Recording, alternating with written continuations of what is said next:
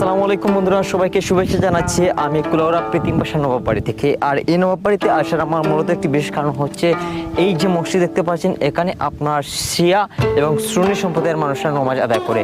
আর তারই সব কিছু দেখতে এবং জানাতে আমি আজকে আসলাম এই প্রীতিম পাশা নবাববাড়ি মসজিদে। তো চলুন বন্ধুরা, আপনারা সব কিছু দেখে আসুন।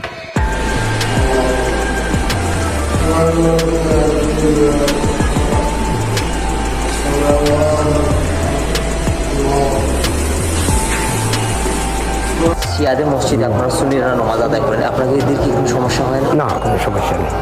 তারা একটা আদায় করি, তখন আমরা একটা আদায় করি। তো আপনি তো হচ্ছে সুন্নি সম্প্রদায়। জি জি, আমরা তারা বাড়ি চাকরি করি, মানে আমার তরিকা আমি আমার লইয়া পাগল, তারার তরিকা তারা পাগল। আপনি হচ্ছে সুন্নি? সুন্নি, আমি সুন্নি। আমার সুন্নি, আমার ইমাম সাহেব আছেন।